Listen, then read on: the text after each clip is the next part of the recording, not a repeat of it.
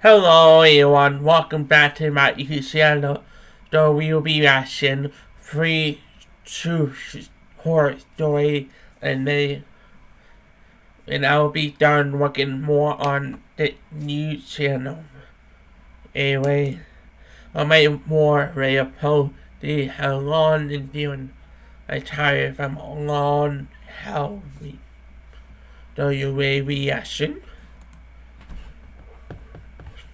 I had just finished a long day of work and decided to order food from my favorite sushi place. I was still adjusting to life without Brock, my fiance. Don't even you dare make me order sushi. I'll go for it right now. Buy the A pizza. Good enough. But offering sushi. Take away my favorite food anyway. Not too much. Who passed away under mysterious circumstances 6 months ago. He was stuck deep into ritualistic practices ever since he lost his mom and seeked a way to contact her spirit. His absence left a void in my life that nothing could fill. When the delivery guy arrived that night, he held onto the bag for a moment longer than usual, staring at me with an unsettling intensity. His eyes were dark and piercing, and his demeanor made my skin crawl. He handed me the bag and left without a word. As I closed the door, a note fell out from the bag. It read, "Brock is alive." My heart raced. Could it be true? I rushed outside, but the delivery guy had vanished into the night. I felt a mixture of hope and dread. I had to find out more. Over the next 13 days, I ordered the same meal from the same restaurant, hoping to see that delivery guy again. Each night, a different person showed up at my door, and each night I was left disappointed. On the 13th day, he finally arrived. What did you mean when you said Brock is alive? The delivery guy looked puzzled. "I'm sorry, I don't know what you're talking about. This is my first time delivering to you." Is this a joke? Or we can call not holy soaker. "Ma'am, I'm just here to deliver your food." How do you know Brock? "I don't know any Brock.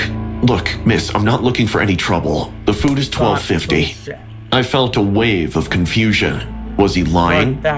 He left, and I opened the food parcel to find another note. "Brock can hear us. Please meet me under the bridge on Mount Boulevard tomorrow evening at 6. The next evening, I stood under the bridge, feeling the cold wind whip through my hair. I waited for an hour, but no one came. Disheartened, I returned home. But to my shock, my apartment looked like it had been hit by a hurricane. The wall art was gone, the TV missing, litter everywhere, and my bedroom drawers were ransacked. I was in a state of panic, and that is when I put two and two together. The delivery guy was a scamster. He probably looked up that I had lost my fiance and planned the whole thing to get me out of the house and ransack it. I called 911, my hands trembling as I dialed. 2 cops arrived quickly. They sat with me, calmed me down, and started talking the details. They called another unit with the information who arrived and brought a news that shook us all. They found a van in the parking lot at my building containing all my stolen items. The thief hadn't left with the loot. Damn, we might still have the thief inside. Did you check all the rooms? No, I was too distraught. I never looked into the guest bedroom. The police barged into the guest room. I heard a gasp from one of the officers while the other rushed out urgently and started speaking something on his radio. I peeked in and saw the thief lying dead on the floor, covered in blood and surrounded by shards of glass. What happened here? I was horrified. The police looked at me with suspicion, but then they noticed the mirror in the corner. Written in blood were the words, "It was Brock." I was in shock. Was his spirit somehow involved in all this? That night, I fell into a restless sleep at my sister's house since my place was sealed.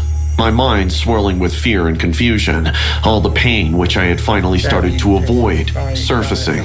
But in my dream, I saw Brock. He looked just like he did before he died. Handsome, with a gentle smile that always made me feel safe. He reached out to me, but before I could touch him, he vanished. When I woke up, I felt a strange sense of peace, as if Brock had given me a message.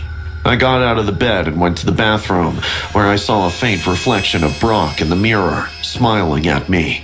Tears streamed down my face as I whispered to his reflection, I miss you so much, Brock. His reflection slowly faded, but the warmth in my heart remained. I knew that Brock was somehow still with me, protecting me. I didn't understand the supernatural events that had unfolded, but I felt a deep connection to Brock's spirit. The good story someone I've been the manager of Harrow Apartments for over a decade. The building, with its tarnished reputation, is known among delivery drivers as a place where strange things often happen in the elevator. Some call it haunted, others say it's cursed.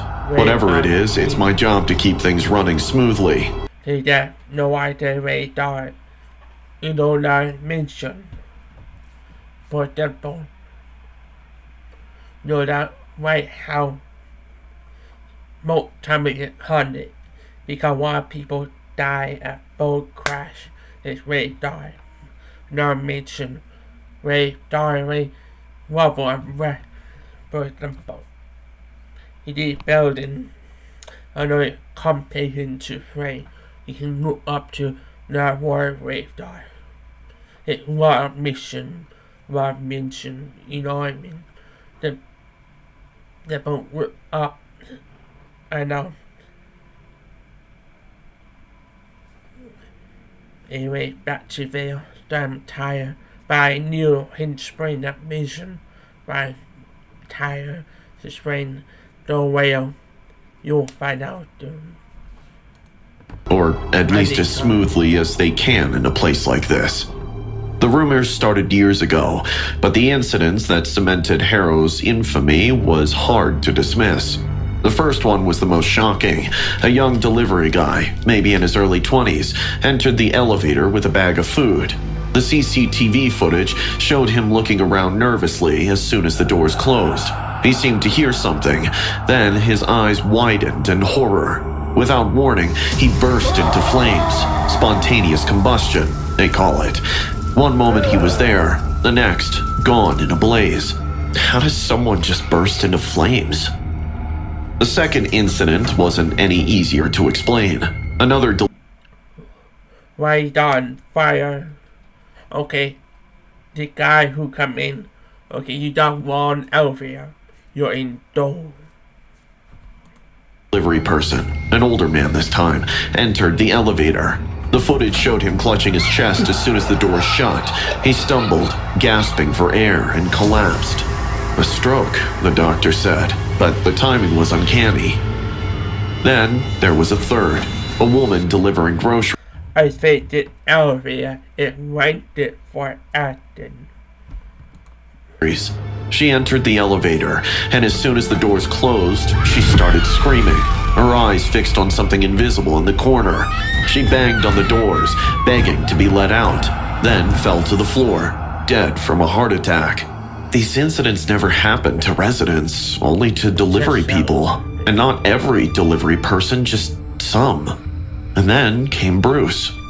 Bruce was young and carefree, an extrovert. He'd give me a high five whenever he'd be delivering to one of the residents. We had spoken about the infamy of the elevators before, but Bruce was one of those who didn't believe in the stories. Young and brash, he dismissed the warnings as superstitions. It's just an old building. Nothing's gonna happen to me. Unless the elevator wires snap. Then you'd go to jail, buddy. That day, he entered the elevator with a bag of takeout. I wasn't at the reception, but saw these later through the CCTV recordings. He pressed the button for the 10th floor, but the elevator stopped after a few seconds of going up. Confused, he pressed more buttons rapidly, but nothing happened. The CCTV footage showed him standing there, perplexed, when he suddenly went limp, but remained standing, kinda like sleeping while being up. What I saw next, I don't believe in all the spirits and shit, but I saw him suddenly levitate in the air for a few seconds before collapsing. Bruce woke up and frantically pressed the buttons again. His eyes widened in terror as he turned towards a corner of the elevator. He started screaming and banging on the doors, his face twisted in fear. And then, for a fraction of a second, the footage showed a shadowy, almost invisible figure in the corner. Bruce saw it too and froze. Then the camera glitched, and the screen went black. When the footage resumed, Bruce was gone. He had entered the elevator, but never left it. He vanished without a trace. What is happening in that elevator? Oh, the legend goes back to the building's construction during the Great Depression. Work halted at the 21st floor when funds dried up. The construction workers, suddenly jobless, faced hunger and despair. One worker, in his desperation, jumped from the 21st floor into the elevator shaft. His body was never found, and when the construction resumed 2 years later, no one bothered to check for a body at the bottom of the rubble in the shaft. I've come to believe that the workers' spirits haunt the elevator. Maybe it's revenge, or maybe it's something more sinister. The spirit seems to target only those who are carrying food, perhaps a cruel reminder of his own hunger and despair. I've tried to get the elevator inspected, but every time the technicians come, they find nothing wrong. It's as if whatever haunts the elevator knows when it's being watched. The residents have their theories. Some say the worker's spirit is trapped, reliving his last moments over and over. Others think it's a curse that anyone who enters the elevator with food is doomed. I don't know what to believe, but I do know this. The elevator isn't safe. I've thought about quitting, but something keeps me here. Maybe it's the hope that I'll find a way to end the curse, to put the spirit to rest. Or maybe it's the fear that if I leave, I'll never know what really happened. Sure, hire someone to free that spirit before it caught more chaos of that happened. I used to work for DoorDash a few years back. This incident happened during my last food delivery. I was riding my scooter into another Saturday night of dodging puddles and shady characters, all for a few extra bucks. If surviving in this world was tough, it was tougher in NYC. I stopped by the restaurant, which was an old Chinese takeout place I never came across before. A short, bald man came out from the kitchen holding a parcel. The place reeked of rotten meat, and I seriously questioned their hygiene and food quality. Handing me over the parcel, the man said it was to be delivered to an address named the Myers House.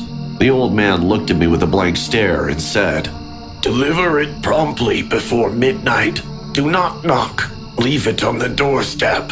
So, should I make a call or something to let the customer know that You wouldn't want to disturb Mrs. Myers. Trust me, it's for your own good. The man returned to the kitchen, and I couldn't help but think how weird everything was about this delivery. The GPS led me down an abandoned road.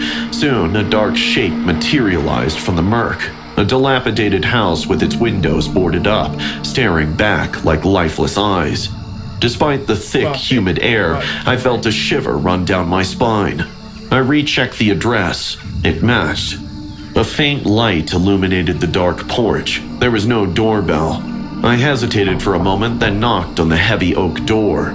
The sound cut through the thick silence, but there was no reply. I tried a few more times, growing more frustrated. Just as I was about to give up, the door creaked open.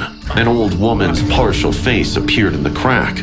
Her blue eyes glowed in the dark. In a raspy voice, she whispered, "Didn't he tell you not to knock?" "He did, but it's so dark out here, I didn't want to leave your food unattended." "Seems like you're different than the others." I handed her the package, and her bony fingers brushed on my hands while taking it. Her touch was cold and creepy.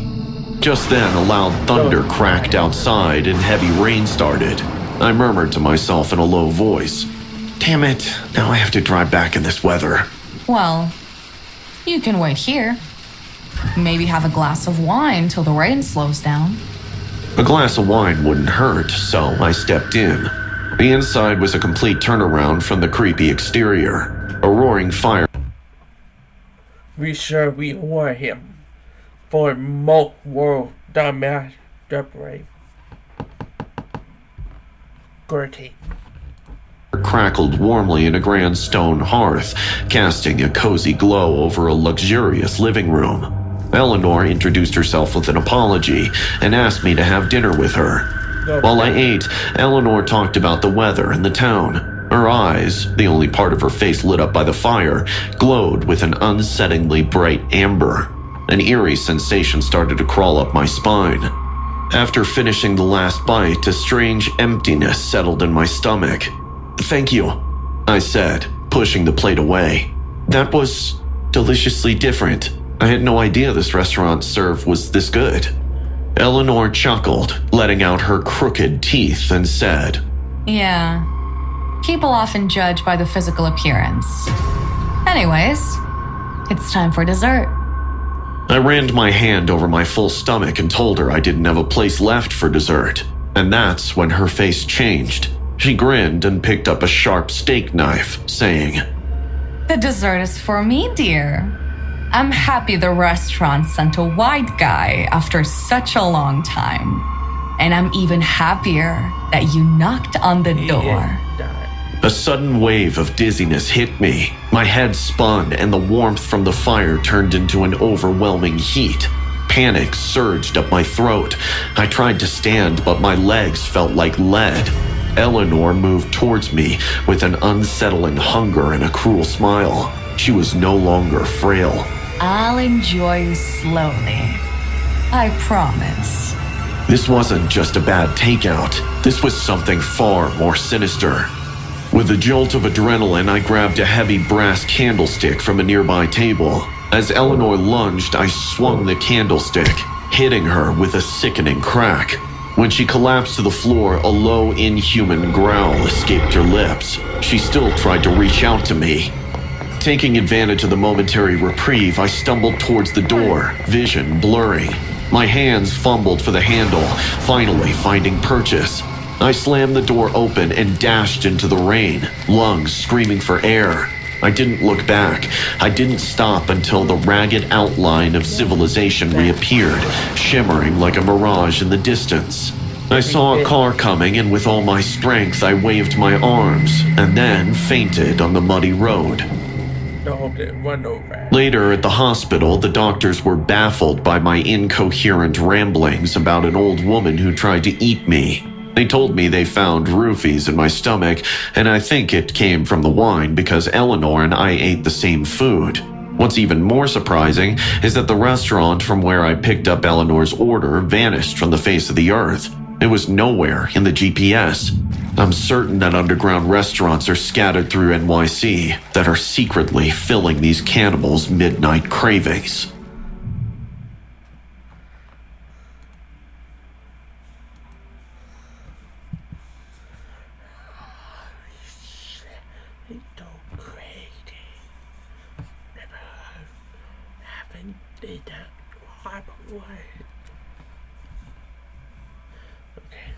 Thank you for watching this and my bad.